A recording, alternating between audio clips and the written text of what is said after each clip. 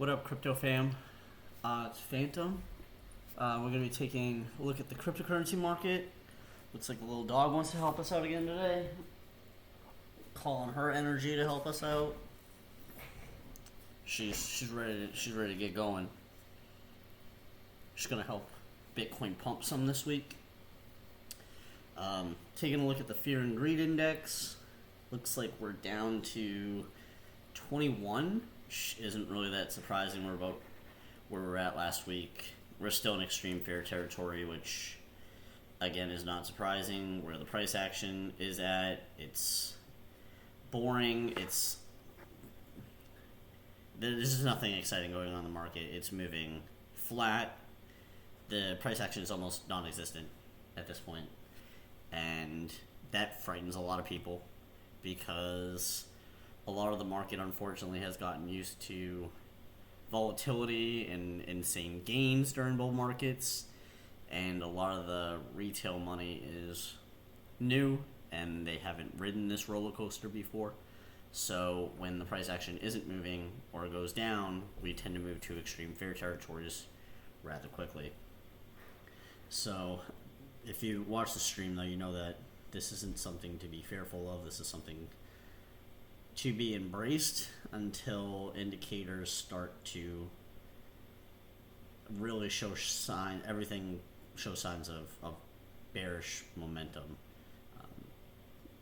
Extreme fear is really a kind of something in our back pocket that we keep as a bullish sentiment until other indicators start getting invalidated, and then extreme fear becomes extreme fear for some time, and you want to start looking for the next support levels to buy back in.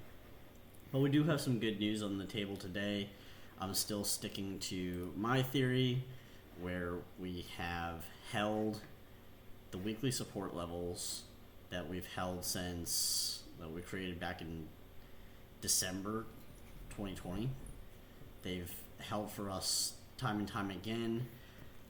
We can only retest these support levels so many times before they do eventually break.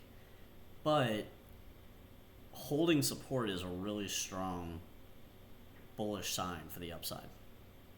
And the last time we had boring price action, we made one of our largest moves to the upside that we've made. But possibly, other than this move from 11K, 10K region up to 60, our second pump came from the support that we've created over the weekly timeline. So moving sideways, consolidating isn't a bad thing. It's just a frustrating period for a lot of the market. So what I tend to do is make plans for every outcome and just wait for confirmations or invalidations. Till then, sit on your hands, watch the market, watch the news. I think this market is extremely news driven at this point, and getting caught up in this chop for most people isn't worth it. You'll see a bunch of people on Twitter saying that they've made thousands of dollars a week, and that all may be true, but they're also sitting in front of a screen for hours and hours on end. There's different perspectives to look at it. Some of the better traders that I know just use support and resistance levels, and they kind of can go about their day after that. And they have stop losses set up in invalidation zones, and they kind of let the market come to them instead of chasing everything throughout the day. So I still think we're in a bullish market. I still think we're going to make a move to the upside. I'm hoping it's going to be this week. I'm still holding strong on my later this week prediction. We'll see if that turns fruitful. But my biggest bullish indicator is what I have presented in front of you, and that's the hidden divergence. When our price is going up and RSI continues to go down over time, it usually sets us as that's a primer, and now we just need a catalyst, right? Some great news item to launch us again and once that momentum catches, it's usually new all-time highs. So hopefully that catalyst doesn't come the other way, and there's some awful news cycle that comes out, and everyone goes to a further extreme fear and actually starts selling at losses, and that's when everything kind of comes crumbling down. There's no real strong support until the 14K, 20K region. I mean, it's down there. It's hold on tight if we break our lower 30K support, upper 20K support. So I'm still bullish, still in the sentiment that I'm hoping that the end of this week is when we start turning things around, that all these primers are set and we just need the catalyst to hit. But we do have some good news articles that I did find. The first one that I thought was interesting is one that I brought up yesterday with the EU voting on essentially a ban of Bitcoin. They wanted to phase out proof of work and only really push towards cryptocurrencies that could offer a proof of stake. And it would have been good and bad. People seem to be empowered when the governments are ripping things away. They kind of collect together and all push back as a unified force. Bitcoin's allowing people to do that now more than ever. That said, the vote failed miserably. It didn't even. I think it was not even close in the vote. It was. People thought it was going to be a lot tighter than it was, and it didn't make any type of headwind, and the market didn't move at all, which is kind of surprising, because usually if the EU came out and said that they are going to ban Bitcoin, I think we would have seen a lot more price action than we did when they came out and said, that vote failed and everything is going to remain kind of copacetic in the EU as far as Bitcoin's concerned. So I was a bit surprised we didn't see a little bit more price action today, but it seems like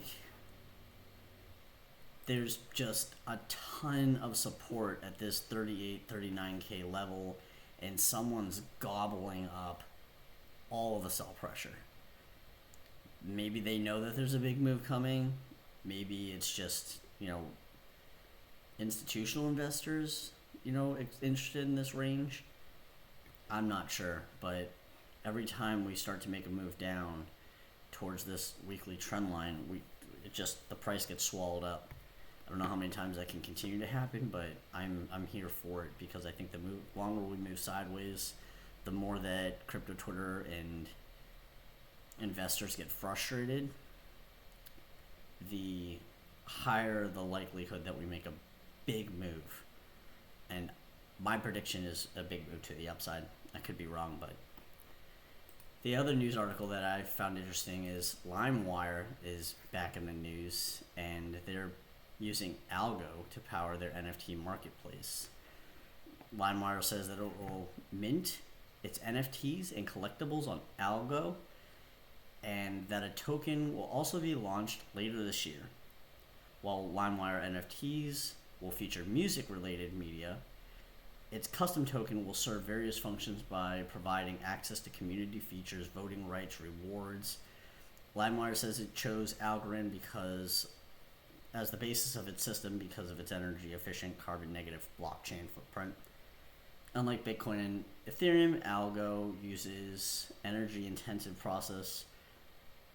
does not use the energy-intensive process of proof of work. So essentially, it's proof of stake, which is much lower energy consumption.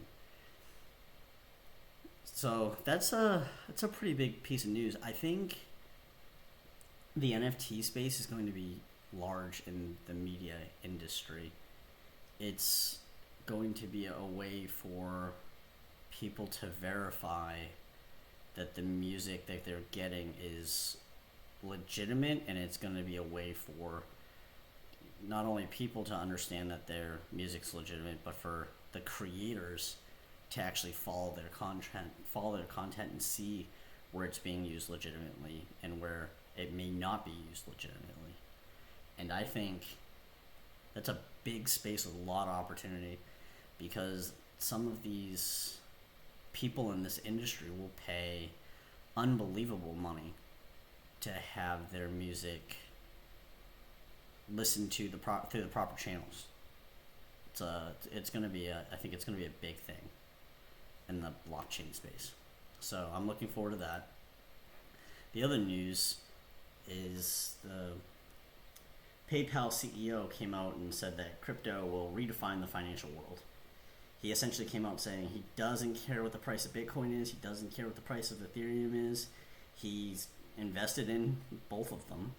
He is more excited to see how Bitcoin and cryptocurrency changes the financial landscape. Meaning, change the way we do business. Everything from credit cards to banks to ATMs to, even most of the way that PayPal works today will be history. It'll be a dinosaur. And I think in the next 5 to 10 years. So it was really cool to hear him come out, say how excited he is for the redefinement of the financial space. Elon Musk also came out saying that he owns Bitcoin, he owns Ethereum, and he owns Doge. And he said that he has no plans on selling, and that in a space where recession is likely, his take was that you don't want to be holding the dollar. You want to be holding assets like Bitcoin or real estate, things like that to carry you through, versus hoarding your dollars, which are not going to do well in a recession. So definitely bullish news today. Still kind of chopped around. Again, that's dangerous territory for most. My recommendation always on this stream is going to be to wait for clear signs. Even if you hop in late, and by late I mean a momentum shift has happened and a direction has been chosen. If you get on board then and ride it up, you're making a much safer bet. Obviously not financial advice, but anyone that even got this pullback here, who wouldn't want Bitcoin at 32K? You'd still be doing great now. It went up and doubled after that. You don't have to catch the very bottom and sell at the very top. The way that the successful traders work their angles is and make money is by setting type stop losses, by having a plan that they follow, by taking profits on the way up and then averaging on the way down. It's been proven to work. The best trading strategy I think that they have announced to date is to just buy cryptocurrency or buy any investment that you have conviction in a little bit every paycheck. A percentage of your paycheck goes to that investment, and over time, that averaging in, you will get a much better price than you trying to pinpoint the exact bottom and the exact top. So I think for most people, they could very much do themselves a huge favor by just setting up automatic buy orders on Binance or Coinbase, and every week, every other week, twice a month, just setting up an automated buy and letting it take care of itself after that.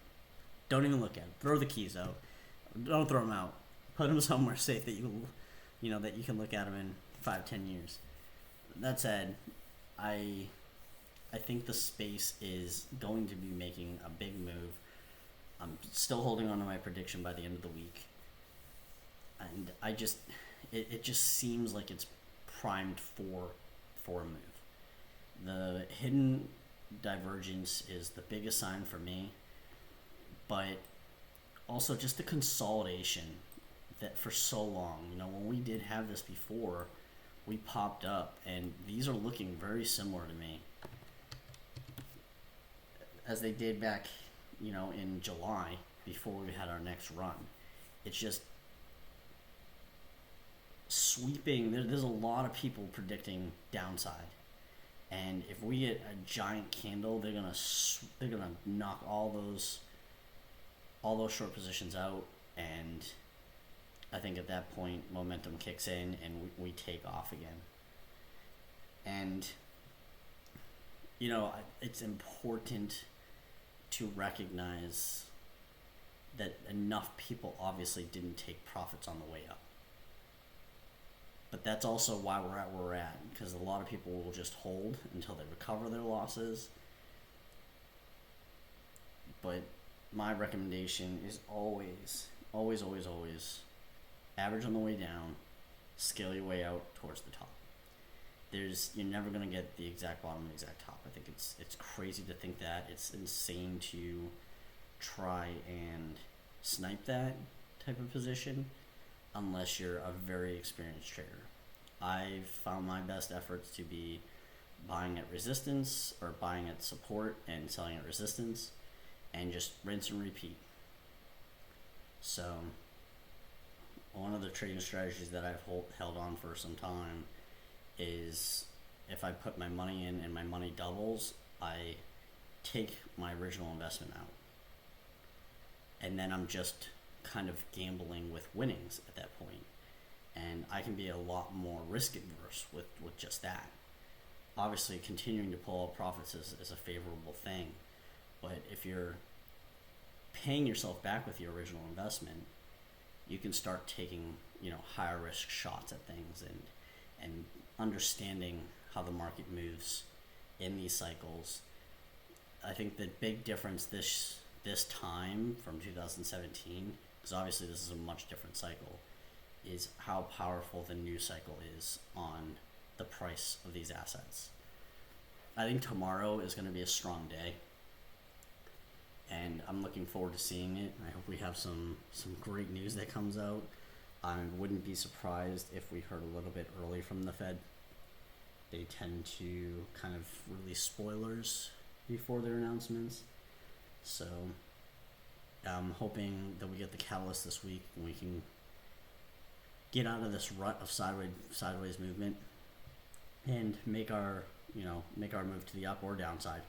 I think either way, Bitcoin choosing a direction is going to be healthy for the market overall. Even if it's down, it's still a healthy move, right? Because we're going to move to the next support level, build structure, and make a next move up, and whenever the next cycle starts off. So I will be here for it. I will be streaming for it.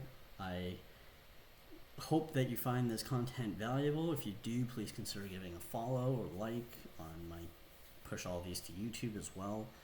And I promise once Bitcoin chooses a direction, we'll start looking at more altcoin charts. I know I mention this every time, but it's important. I'm staying out of the altcoin space until Bitcoin chooses a clear direction. That's just what's in my plan. So hopefully we get some type of catalyst this week and we can get out of this rut. But till then, I hope you have a great rest of your Monday. I hope you have an amazing Tuesday, and I will catch you all tomorrow night.